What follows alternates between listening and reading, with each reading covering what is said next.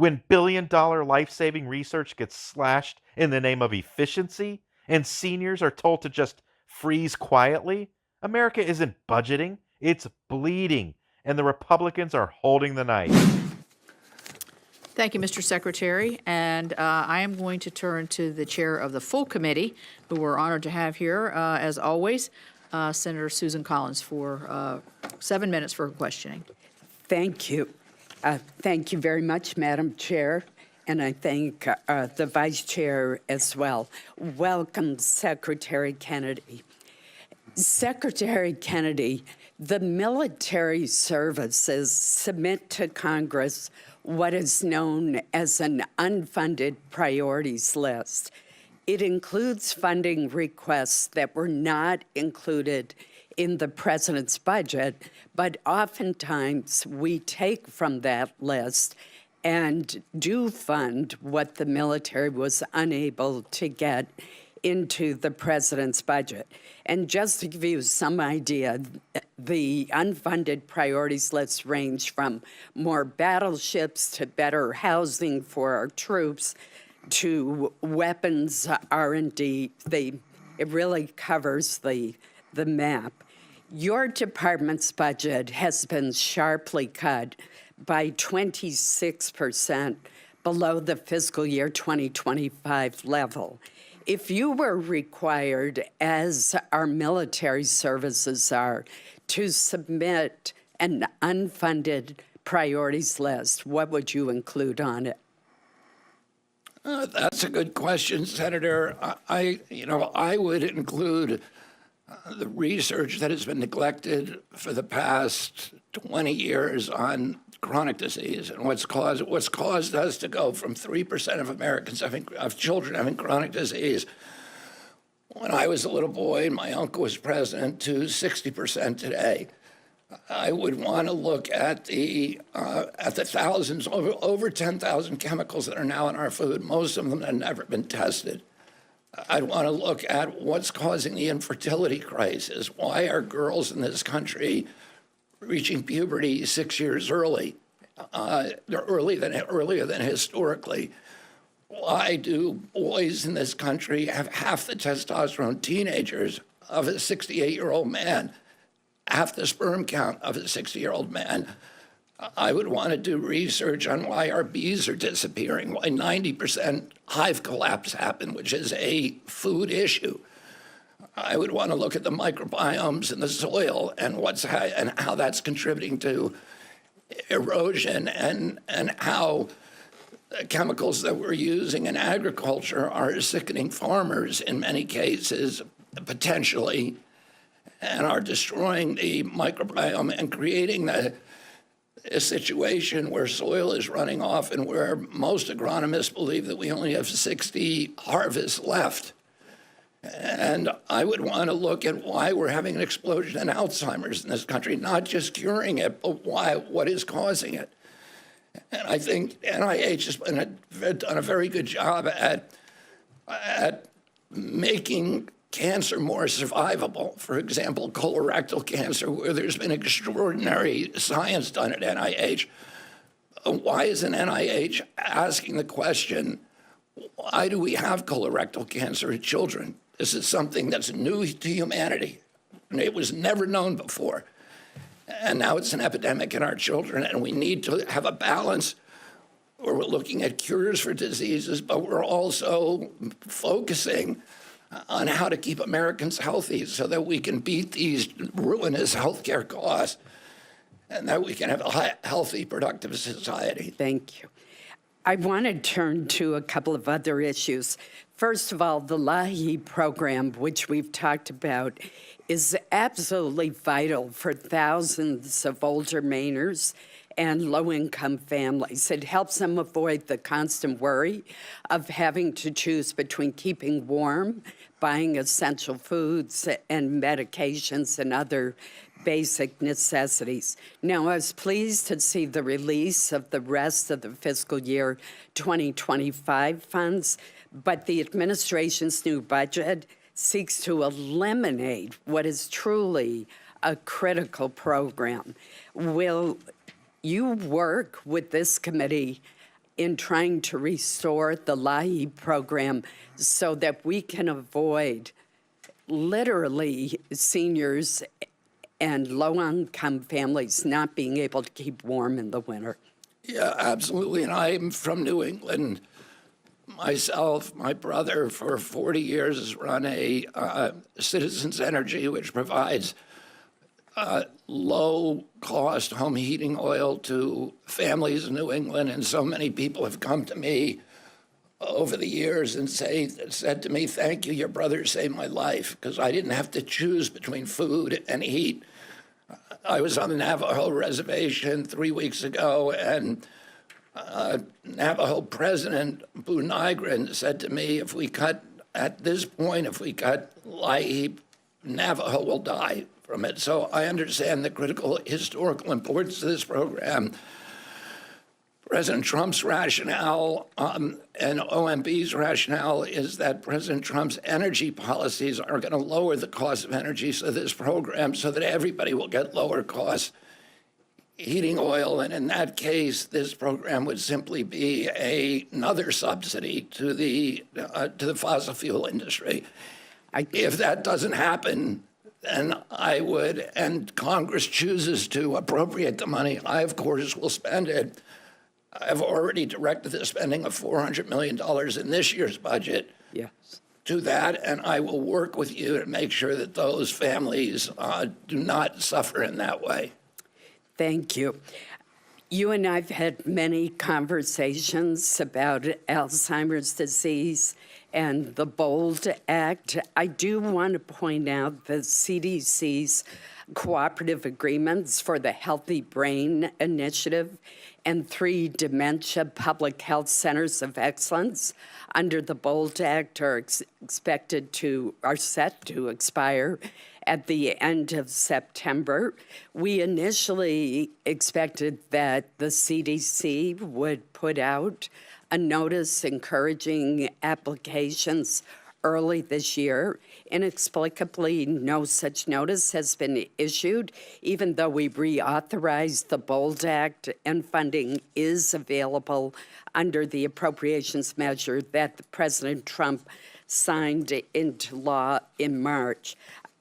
How and when does HHS plan to issue this notice of funding opportunity so that we can continue what has been a very effective approach to the Healthy Brain Initiative and Centers of Excellence? It helps caregivers. It encourages early diagnosis.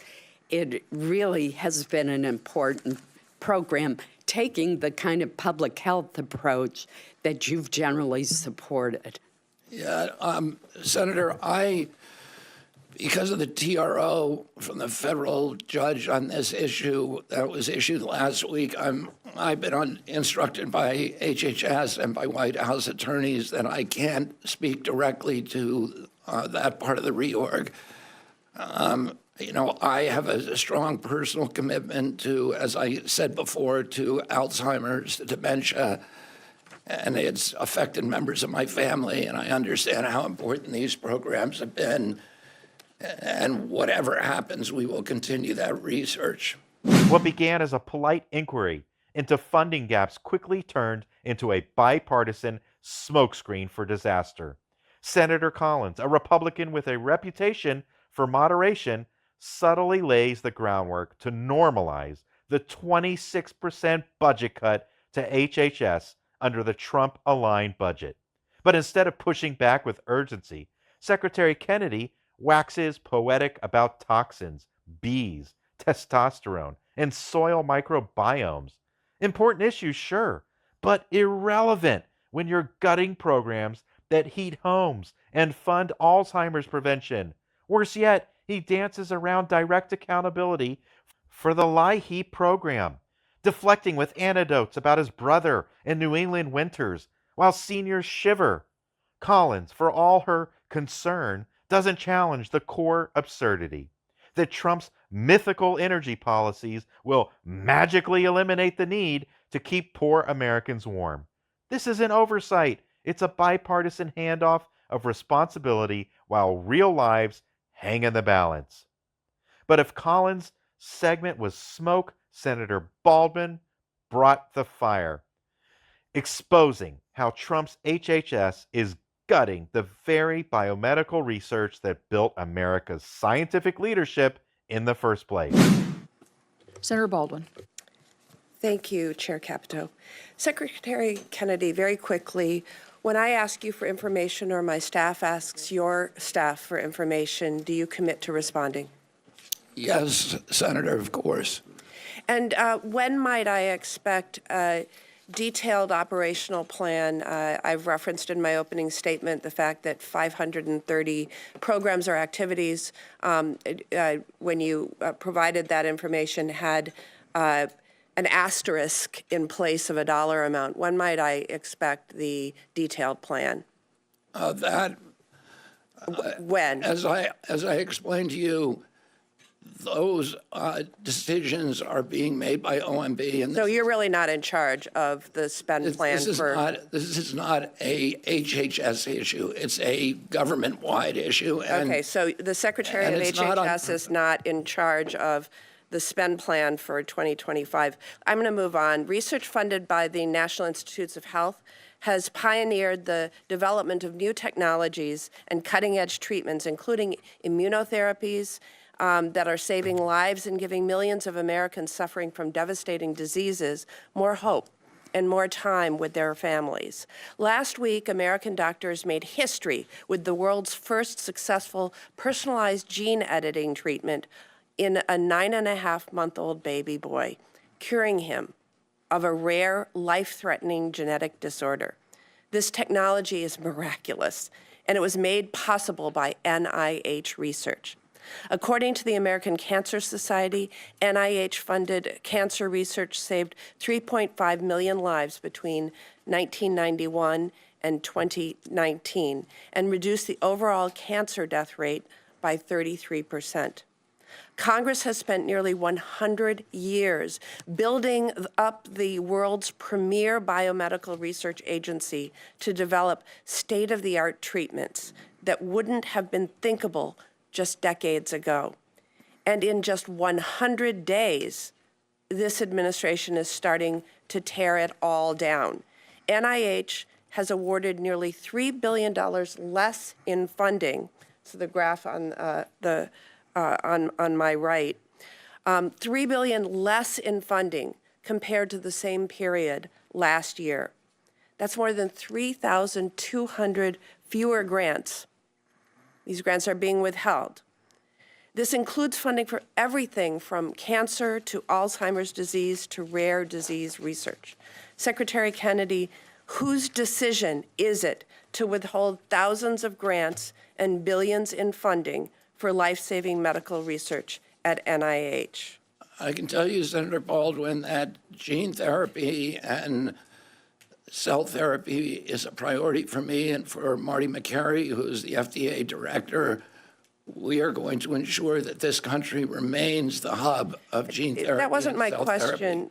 Secretary Kennedy, whose decision is it to withhold thousands of grants and billions in funding for life-saving medical research at NIH that we approved on a bipartisan basis in this subcommittee? We are not abandoning any life-saving research at NIH. Is it DOGE reviewing NIH funding opportunity announcements? Is it DOGE reviewing NIH grant award? We've got administrators, we're cutting waste, we're cutting duplicative programs. You're funding $3 billion less in biomedical research than you did a year prior. We're spending less on administration of those programs. 3,200 fewer grants. We're spending, well, many of the grants were terminated because they were grants that were not advancing. These aren't grants terminated. These are grants not awarded because the panels weren't convened. We spend 70% of the world's biomedical research out of NIH, 70%, and we're the sickest country in the world. $18 billion or 40% from the NIH budget slow the development of new treatments and cures? And we are the sickest country in the world, so that money has not been well spent. We've had a 38% increase in our agency, growth in our agency over the past 4 years. I'll ask you, is funding for Alzheimer's disease research centers DEI? Because you're holding up $65 million for 14 of those centers in 9 states, including the University of Wisconsin-Madison. Is funding for cancer centers DEI? Because you're holding up $47 million in cancer center support grants at 9 cancer centers in 8 states. Is funding for rare disease research DEI? Because you're holding up $55 million for 11 rare disease clinical research network grants in 8 states. These are just a few examples, and the list goes on and on, Secretary Kennedy. I've run out of time. I yield back. Senator Baldwin tears through the hypocrisy like a scalpel. In just 100 days, the Trump-aligned administration has withheld over $3 billion in NIH funding, slamming the brakes on cancer centers, Alzheimer's research, rare disease trials, and cutting-edge gene therapies. And what's Kennedy's excuse? Bureaucratic vagueness and redirection. It's OM's decision. We're trimming administration. Some grants weren't effective. But Baldwin doesn't let up, delivering a barrage of cold, hard facts. 3,200 fewer grants, halted programs in 9 states, and a staggering 40% NIH budget freeze. She directly names the victims: cancer patients, Alzheimer's caregivers, and families clinging to hope through science. And when Kennedy is cornered, his rebuttal is beyond insulting. America does 70% of the world's biomedical research, yet we're the sickest country. So maybe that money wasn't well spent? That's not fiscal conservatism.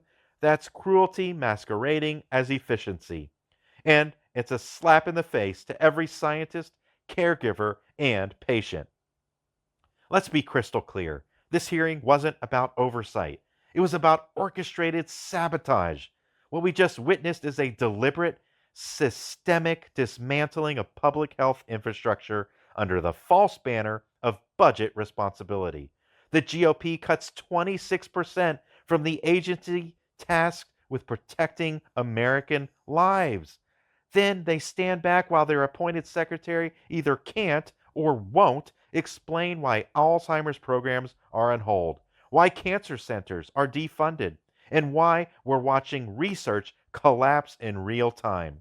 The Trump budget isn't just lean, it's malignant. And Susan Collins, she plays both sides, pretending to care while enabling the austerity train to keep rolling. Meanwhile, it's Democrats like Baldwin who are holding the line, asking the questions that matter and demanding accountability for the very real human cost of GOP cruelty.